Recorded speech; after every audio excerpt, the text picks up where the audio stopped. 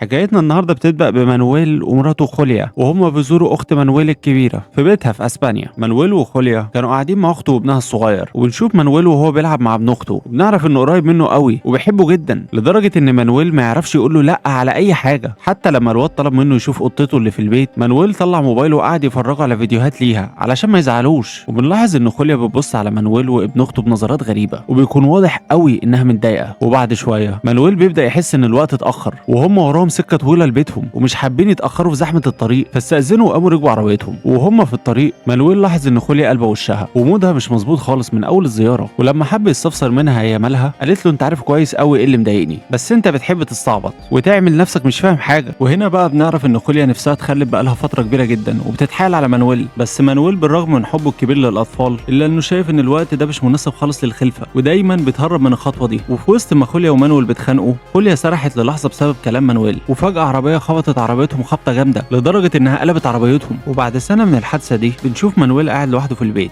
وبنعرف إن خوليا ماتت في الحادثة. وفي الوقت ده الأخبار ابتدت تتكلم عن فيروس جديد منتشر. الفيروس ده انتشر بسرعة مش طبيعية، والضحايا عددهم زاد جدا، بس محدش عارف هو إيه بالظبط ولا ظهر في بريطانيا منين. ومانويل بيسيب البيت وبيروح المينا عشان يقابل ناس هيشتروا المركب بتاعه، وهو بيبقى عارض المركب بتاعه للبيع عشان محتاج سيولة تمشيه لحد ما يشوف شغل. وهو جوه المركب بيطلع ورق ملكية المركب عشان يفرجوا للناس اللي هتشتري، وعينه جت بالصدفة على صورة خوليا مراته، فبدأ يفتكر ذكرياتهم سوا على المركب دي. والبيعة للأسف ما تمتش والبنتين ما اشتروش المركب، فمانويل روح وهو متضايق جدا وقرر يعدي على السوبر ماركت يجيب شوية طلبات. وهناك لاحظ ان الناس بتشتري كميات رهيبة من كل صنف، بس هو ما كانش مهتم وجاب اللي يكفيه بس ورجع بيته. وبالليل اخته كلمته فيديو كول عشان تطمن عليه، وعرف منها انها هتنقل لجزر الكناري، وده لان الفيروس انتشر بشكل مرعب. فماريو جوزها قرر يوديهم لجزر الكناري لانه ده المكان الوحيد اللي الفيروس ما وصلوش. وميري عرضت على مانويل انه يسافر معاهم، وهو وافق رغم انه ما كانش مقتنع بالفكره قوي. وتاني يوم الصبح مانويل بيلاحظ ان جيرانه هيسافروا هم كمان، وبيكون باين عليهم الخوف وهم بيعزلوا. فمانويل بيقرر يسيب بيته ويروح المطار عشان يسافر. ولما وصل المطار اتفاجئ ان الرحله بتاعته اتلغت، ومش بس كده كل الرحلات اللي بعدها اتلغت هي كمان، وده بسبب ان الفيروس انتشر في اسبانيا. طبعا الخبر ده عمل حاله قلق في المطار كله، والناس في المطار ما بتسكتش وبتبدا تتخانق مع الامن. ومانويل جاله تليفون من اخته ميري قالت له يرجع على البيت على طول ويقفل على نفسه كويس جدا لحد ما هي وماريو يشوفوا طريقه يوصلوا له بيها علشان ياخدوه معاهم. وفعلا مانويل خرج من المطار وركب عربيته عشان يرجع بيته تاني، والطريق كان زحمه لدرجه تخنق، ومانويل فضل واقف مكانه ساعات ما بيتحركش، فاستوعب ان هو لو فضل مستني جوه العربيه مش هيروح بيته نهائي، فقرر يسيب العربيه في مكانها ويكمل باقي الطريق لبيته مشي. ولما وصل البيت على بالليل اتصدم بمنظر الجيش وهو مالي الشوارع، وفرض حجر صحي على المنطقه كلها. ومن بعيد لمح الجنود وهم بيتعاملوا مع ناس اتصابت بالفيروس، واكتشف ان اللي بيتصاب بالفيروس ده بيتحول لزومبي. وتاني يوم الصبح اخته ميري كلمته وفهمته ان الجيش بيعمل حجر صحي للسكان علشان يعزلوا الناس في مناطق امان، وحذرته ان هو ما يهوبش ناحيه باب البيت ولا يخرج، لان خروجه وسط الزحمه والناس اللي الجيش بيلمها ده خطر جدا وممكن يتعدي في ثانيه. وبعد ساعات قليله البلد كلها اعلنت حاله الطوارئ، لان الفيروس ما سابش حته الا لما وصل لها. وبمجرد ما اعلنوا حاله الطوارئ الناس هجمت على المحلات والسوبر ماركت علشان يلحقوا يلموا اي اكل يكفيهم الايام اللي جايه. وفي ظرف ساعه واحده كانت الرفوف فضيت تماما. حتى مانويل فضل يلف من محل للتاني بيحاول يلم اي حاجه تنفع تتاكل، بس ما لقاش حاجه، والناس بدات تسرق الاكل من بعض. وهو في الطريق للبيت شاف شرطي متصاب بالفيروس بيجري وحبس نفسه جوه محل، وفي نفس اللحظه واحد من المصابين هجم على شرطي تاني وعضه من رقبته. وبعدها الزومبي هجم على مانويل وكان خلاص هيخلص عليه، بس الشرطي المتصاب ضرب نار عليه وانقذ مانويل، وبعدها وبدون تردد خلص على نفسه بطلقه علشان يمنع نفسه ان هو يتحول هو كمان. اما الشرطي التاني اللي كان حابس نفسه جوه المحل فخلاص كان فات الاوان وتحول لزومبي. ومانويل جري على بيته على طول وبدا يامن المداخل والمخارج بتاعه البيت علشان يمنع اي زومبي من ان هو يهجم عليه. وميري اخته اتصلت بيه وقالت له يفضل في بيته وما يمشيش من البيت مع الجنود علشان ما يتعديش وسط الزحمه، وهي مش هتسيبه وهتنقذه قريب. وبالليل الجيش انتشر في كل حته وبداوا يفضوا البيوت عشان ينقلوا السكان للمناطق الامان، بس مانويل قفل الباب كويس جدا. ولما قوات الجيش خبطوا عليه عشان ياخدوه كتم نفسه ورفض يرد او يفتح ليهم، ونفذ نصيحه اخته بالحرف.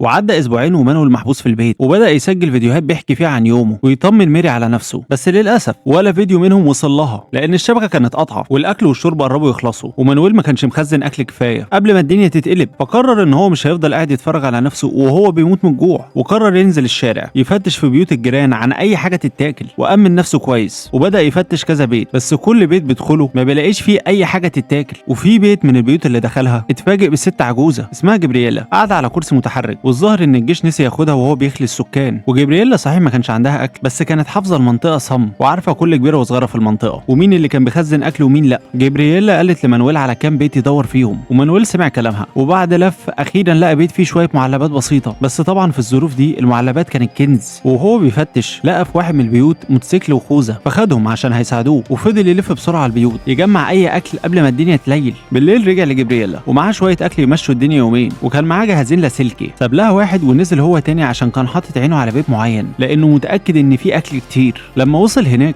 اتفاجئ بواحد غيره بيدور على الاكل في نفس البيت، ومن كتر التوتر والخوف مانويل افتكره زومبي وضربه بالسلاح اللي معاه من غير ما يقصد. فالشخص قام جري واختفى من قدام مانويل في ثواني. بعدها مانويل لقى كنز حقيقي في البيت ده، دولاب كامل مليان معلبات واكل، فقام واخد اللي يقدر عليه ورجع لجبرييلا وعملوا عشاء ما حصلش، وبعدها روح بيته. وتاني يوم الصبح صحي على صوت جبرييلا في اللاسلكي وهي بتقول له يفتح الراديو بسرعه. ومانويل فتح الراديو ولقى ان حظه حلو والتردد شغال، وده لان الجيش ساب اذاعه الطوارئ شغاله علشان يوجهوا اي حد لسه عايش يروح للمناطق المتامنه. مانويل سمع رساله من قياده الجيش بتقول ان اي حد لسه موجود لازم يروح على طول لخليج اروسا، ومن هناك هينقلوهم لجزر الكناري. وفي اللحظه دي مانويل قرر انه هيتحرك على هناك وهياخد معاه جبرييلا حتى وهي على كرسيها المتحرك، لانه لو سابها لوحدها في مكان مهجور زي ده معناه موتها حرفيا. تاني يوم مانويل راح عشان ياخد جبرييلا زي ما اتفقوا، بس الصدمه انه لقاها موتة نفسها علشان ما تبقاش حمل عليه، وسابت له رساله بتشكره فيها على الايام اللي قضوها مع بعض. فخرج للشارع وهو حزين جدا، وفي لحظه هجمت عليه واحده من الزومبي وكانت هتخلص عليه في ثانيه، لكن جمد قلبه وقدر يبعدها عنه وضربها بطلقه في دماغها. بعدها مانويل ركب الموتوسيكل بتاعه علشان يبدا رحلته لخليج اروسا، بس لقى الطريق الرئيسي مسدود فاضطر ياخد طريق تاني مختصر. المشكله ان صوت الموتوسيكل العالي جمع كل الزومبي اللي في المنطقه حواليه لانهم بيمشوا ورا اي مصدر صوت، وبسبب اعداد الزومبي المرعبه اللي ظهرت من كل حته مره واحده مانويل وقع بالموتوسيكل، ولما جه يشغله تاني ما اشتغلش، ومن غير حتى ما يفكر قرر يسيب الموتوسيكل ويكمل الطريق جري لانهم بقوا على بعد خطوات منه وخلاص هيحاصروه. وفضل يجري بسرعه لدرجه ان نفسه اتقطع، وقدر بمعجزه يهرب من الزومبي قبل ما حد فيهم يهجم عليه. واخيرا مانويل وصل للمينا، بس اتفاجئ ان المكان ما فيش فيه ولا مركب، وكأن الارض اتشقت وبلعت الناس بمراكبهم. ومن بعيد لمح مركب لسه في الميه، فنزل يشوف لو فيها اكل او اي حاجه يدافع بيها عن نفسه. وجوه المركب لقى طفل صغير، اهله سابوه ومشيوا عشان بدا يتحول لزومبي. ومانويل جرب يشغل المركب بس ما ضرتش، فركب مركب تانية صغيره ومشي بيها في البحر على امل انه يوصل لجزر الكناري. مانويل وهو ماشي في البحر بص تحت الميه وشاف جثث لزومبي غرقانه، وده خلاه يطمن ان الجيش قريب من المنطقه دي. وفجاه ظهر نور من بعيد وطلع نور سفينه ناجين، ففضل يشاور لهم لحد ما شافوه وخدوه معاهم. وبعد ما هدي وخد نفسه دخل عليه قبطان السفينه ومعاه 2 كمان، واتضح ان هم كلهم اوكرانيين وبيتكلموا اوكراني بس حظه حلو وطلع واحد منهم اسمه فيكتور بيعرف يتكلم اسباني، وقال لمانويل انه هيكون المترجم بتاعه مع القبطان. فيكتور ساله ايه اللي جابه الخليج هنا في الظروف دي، فمانويل حكى له انه كان بيحاول يوصل لجزر الكناري لانها المكان الوحيد الامان دلوقتي. بعد ما القبطان مشي فيكتور قعد يتكلم مع مانويل وعرفنا انه كان طيار في الجيش الاوكراني وجه اسبانيا في مأمورية تبع الجيش، وبحكم شغله وسفره الكتير بقى يتكلم لغات تانية. المهم مانويل استلم اوضته في المركب ونام من كتر التعب، بس صحي في نص الليل على صوت مجموعه ناجين كانوا في البحر، بس فضل مكانه وما اتحركش ورجع نام تاني. وتاني يوم الصبح فيكتور قال له ان القبطان عاوزه في مكتبه، فمانويل قبل ما يروح معاه عند القبطان ساله عن الناجين بتوع امبارح. فيكتور قال له ان مفيش ناجين وصلوا وان اللي سمعوا ده مجرد تهيؤات مش اكتر. بعدها القبطان طلب من مانويل ان هو يدلهم على الاماكن اللي فيها مخازن الاكل ومصانع الاسمنت في المنطقه بما انه عارف البلد، ومانويل وافق وهو مضطر. بعدها خرج يتمشى على السفينه ولمح المركب بتاع الناجين اللي شافهم امبارح على السفينه، وساعتها اتاكد ان في حاجه مش مظبوطه بتحصل، فرجع لفيكتور وساله تاني عن الناس، بس فيكتور قال له تاني ان مفيش حد جه، وحذره من كتر اسئلته مش هيوصله في الاخر لحاجه غير الموت. ومانويل قرر انه لازم يهرب من السفينه دي في اسرع وقت. وفي نص الليل نزل يتسحب لتحت ولقى الناجين بتوع امبارح محبوسين في اوضه ومعاهم اسرى تانيين، ومانويل بدا يفكهم بسرعه قبل ما حد من العصابه دي يحس بيهم. بس واحد من رجاله الكابتن ظهر فجاه وضرب واحد من الاسرى بالنار وهو بيحاول يهرب. فيكتور نزل بسرعه عشان ينقذ مانويل ويقتل الراجل اللي بيهجم عليه. بعدها كان لازم يهربوا على طول قبل ما رجاله الكابتن يقلبوا السفينه عليهم ويقتلوهم. السبب الحقيقي اللي خلى فيكتور يخاطر ويساعد مانويل هو انه عرف منه مكان طياره ممكن يهربوا بيها، وفيكتور اساسا طيار زي ما احنا عارفين، فممكن يهربوا بيها لجزر الكناري. بعدها خدوا مركب صغير وهربوا هما الاثنين، وهما بيبعدوا عن السفينه رجاله القبطان ضربوا عليهم نار وفيكتور اتصف كتفه، بس مانويل قدر يوصل بالمركب للشط. واول ما وصلوا ركبوا عربيه وطلعوا على المستشفى عشان يعالجوا فيكتور، وفي نفس الوقت بيكون فيه هليكوبتر على سقف المستشفى. وفي الطريق مانويل بيسال عن الكابتن وعن اللي كان بيعمله بجد وليه كان بيدور على اماكن فيها اسمنت، ففيكتور بيحكي له انه عايز يبني مكان يحميه من الزومبي، واللي بيرفض يساعده بيموت. لما وصلوا زومبي هجم عليهم فجاه وكانوا هيعملوا حادثه تموتهم، بس مانويل اتصرف وخلص عليه في اخر لحظه. بعدها نزلوا بالعربيه ودخلوا مستشفى قريبه منهم، وكان عندهم امل يلاقوا اكل او اي ادوات طبيه يعالجوا بيها فيكتور اللي حالته بتسوء. مانويل نايم فيكتور على سرير في مكان امان وحاول يطلع الطلقه من كتفه، بس الموضوع كان صعب عليه ومعرفش، فبدا يلف المستشفى يدور على بنج وشاش واي مطهر. وهو بيدور سمع صوت غريب كأن في ناس لسه عايشه ومستخبيه هنا، ففضل يمشي ورا الصوت صوت وبدا يتكلم معاهم، وكان صوتهم صوت اطفال. وهو بيتكلم معاهم فجاه الزومبي هجم عليه باعداد رهيبه. مانويل فضل يجري بسرعه وهو بيحاول يهرب من وسطهم، وبالعافيه قدر يخلع منهم ويرجع للمكان اللي ساب فيه فيكتور. بس لما وصل ما لقاش فيكتور، وفي اللحظه اللي الزومبي كان هيخش فيها على مانويل اتفتح باب الاسانسير وظهرت ممرضه انقذته في اخر ثانيه. وقتها مانويل عرف ان المستشفى فيها ناجيين غير الاطفال، ممرضه اسمها لوسيا ودكتوره اسمها سيليزا. ومانويل ما صدق ان هو لقى دكتوره، وطلب من سيليزا على طول انها تعالج فيكتور، وطلع طلقه من كتفه قبل ما الجرح يتلوث. وفعلا بيبتدوا يعالجوا فيكتور. بعدها مانويل سال لوسيا عن مكان الهليكوبتر، فخدته وطلعت بيها على السطح وشاورت له على مكانها. بس الوصول ليها انتحار لانها متحاصره بكميات مرعبه من الزومبي ومحتاجه معجزه علشان حد يوصل لها. تاني يوم مانويل طلع السطح عشان يدرس المنطقه ويرسم خطه يوصل بيها للطياره. وفجاه تليفونه لقط شبكه وشاف كل الرسائل والفيديوهات اللي ميري كانت بتبعتها له. مانويل ما كانش مصدق نفسه من الفرحه لان اخته لسه عايشه وبخير. بس الفرحه ما كملتش، وسمع بعد دقايق صوت ضرب نار جاي من تحت من المستشفى. ولما بص اكتشف ان العصابه بتاعت السفينه وصلوا المستشفى وبداوا يفتشوا فيها علشان يلموا اي اكل وموارد. المشكله الاكبر اللي كانت شاغله بال مانويل هي ان العصابه لو لمحوا الطياره هياخدوها على طول. ومانويل رجع بسرعه للمجموعه وحذرهم ان مفيش وقت ولازم يتحركوا حالا. كل نزل للدور الارضي وهم حاطين كمامات عشان ريحه الدخان. ولما وصلوا عند الباب كان مقفول، بس لوسيا قدرت تفتحه. واول ما الباب اتفتح الزومبي هجم عليهم وعض سيليزا من رقبتها. فمانويل اتدخل بسرعه وقتل الزومبي، بس الكل كان عارف ان سيليزا خلاص هتتحول في اي لحظه. فسيليزا طلبت منهم يكملوا طريقهم ويسيبوها عشان ما تاذيهمش. وهم بيحاولوا يخرجوا من الباب التاني لقوا الزومبي محاصرين المكان من كل حته. فلوسيا راحت فتحت الباب من غير صوت علشان الزومبي ما ياخدوش بالهم منهم. والاطفال بداوا يخشوا واحد ورا التاني لحد ما عدوا بامان. بس فجاه الزومبي حسوا بالحركه وهجموا عليهم. فمانويل انقذ البنت اللي كانت لسه باقيه وراه في الاوضه. في نفس التوقيت رجاله العصابه وصلوا المكان وبداوا يضربوا نار ويخلصوا على كل الزومبي اللي قدامهم. ومن حسن حظ مانويل ما خدوش بالهم منه. مانويل والمجموعه استخبوا ورا سرير المرضى وقرروا ان هم يستخدموها كدروع تحميهم من الزومبي، وبكده يقدروا يوصلوا للهليكوبتر قبل ما عصابه السفينه تستولى عليها. وبالفعل خرجوا وسط الزومبي اللي كانوا مالين المكان، والزومبي بداوا يهجموا عليهم من كل ناحيه، والكل كان بيعافر عشان يوصل للطياره قبل ما يتاكلوا. لوسيا والاطفال وفيكتور قدروا يوصلوا ويركبوا، بس مانويل كان لسه بيهجم على الزومبي على ما فيكتور يشغل الطياره لانها كانت عطلانه. بس فيكتور قدر يشغلها. بس الوضع بقى اصعب لما العصابه وصلوا لمكانهم لما سمعوا صوت الهليكوبتر وبداوا يضربوا عليهم نار. فمانويل عمل حركه ذكيه، انسحب من المكان وفتح طريق للزومبي علشان يهجموا على العصابه. وفعلا الزومبي هجم على العصابه، ومانويل استغل الموضوع وجري ركب الطياره. وهم في الجو والكل بدا يحس ان هم نجوا خلاص وهيروحوا جزر الكناري، ميري اتصلت على مانويل بس صوتها كان مرعوب وبيقطع، وقالت له ما يجيش جزر الكناري لان الفيروس انتشر والمكان بقى خطر. وفجاه الامل الاخير اتبخر ومانويل لقى نفسه تايه ومعاه اطفال تانيين ومش عارف يروح فين. وبكده فيلمنا يكون انتهى. ويا ريت الفيلم لو عجبكم لايك كومنت شير وسبسكرايب. سلام.